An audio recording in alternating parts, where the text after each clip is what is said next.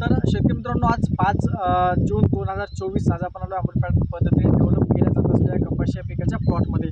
आपल्यासोबत शेतकरी आहेत आणि या शेतामध्ये दररोज 400-500 शेतकरी येऊन भेट देतात. आणि जर आपल्याला या पद्धतीची माहिती हवी असेल तर नक्कीच आपण इथे येऊन जे काय अमृत पॅटर्न पद्धत आहे त्यामध्ये सोयाबीन असो, तूर असो किंवा कपाशी असो किंवा जे कोणतेही सिस्टेबल क्रॉप आहे त्याचे आपण विक्रमी उत्पादन अमृत पॅटर्न अंतर पद्धतीच्या खाली योजनाखाली घेऊ शकतो, यात काही शंका नाही.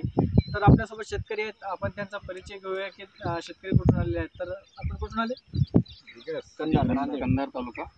कंधार तालुका, नांदेड जिल्हा. दिग्रस. तर आपल्यापैकी जे आहे युवा शेतकरी इथं आहेत, तर आपण केलं का या पद्धतीनं? नाही, पहिले वर्ष.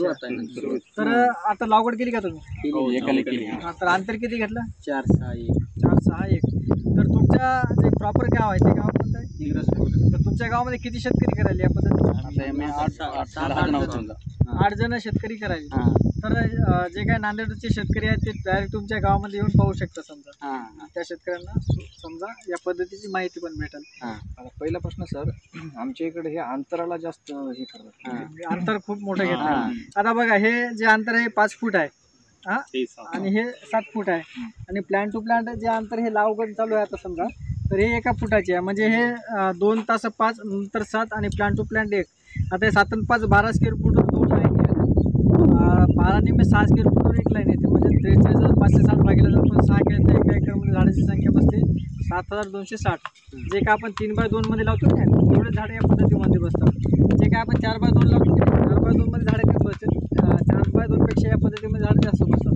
त्याच्यामध्ये झाडं तर जास्त बसते, सूर्यप्रकाश पण अधिक मिळतो. आणि जे आपण आता ही जमीन बघा, एकदम हलकी जमीन आहे. समजा इथं जर सकाळी पाऊस पडला तर दुपारपर्यंत वापसा येते. तर अशी जमीन असेल तर आपल्याला 25 ते 28 दिवसाला पहिले रासायनिक खत द्यायचं, तोपर्यंत कुठलंही खत नाही द्यायचं. आणि जमीन भारी असेल 30-35 दिवसाला आपल्याला पहिलं रासायनिक खत व्यवस्थापन करायचं आहे. फवारणी व्यवस्थापन खत दिल्यानंतर 1-2 दिवसाला फवारणी व्यवस्थापन.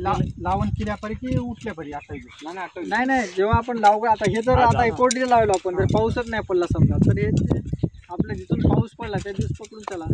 कधी कधी कापूस लावला 15 दिवस पाणीच नाही आलं तर तो दिवस नाही पकडायचा. पाणी देणे व्यवस्थापन कोरडी पाणी पण आता कोरडी लावली आता पाणी पडतो ना, काही नुकसान होणार नाही. आता कंटिन्यू पाणी चालू नाही. आता आमच्या सरकार करतात ना धूळ पेरणी म्हणून. नाही, धूळ पेरणी नाही जमत. तर लई पाऊस पडला ना, काही लोक ते वर्मावर लावतात, मरवाच्या अंदर लावतात. पाणी पडलं तर दबून जाते बिया. त्याच्यामुळे जर ड्रीपवर लावत असेल तर अशा प्रकारे जमते धूळ पेरणी. पण हे कंटिन्यू पाणी चालू पाहिजे. आता आपण ठिबकवर लावले हे, त्याला पाणी किती सोडायचं? हे आता कंटिन्यू रात्रभर पाणी चालू राहील. लावल्यानंतर आधी लावून घ्यायचं गुरुजी. ओके. नंतर ड्रिप कोरडोमध्ये तर लावली, त्याच्यानंतर पाणी सोडायचं समजा आपल्या ठिबकनं. तरी किती वेळ, किती तास भिजवायचं? रात्रभर चालू राहील. रात्रभर 12 तास समजा संध्याकाळी. दिवसा पाणी नाही जमत.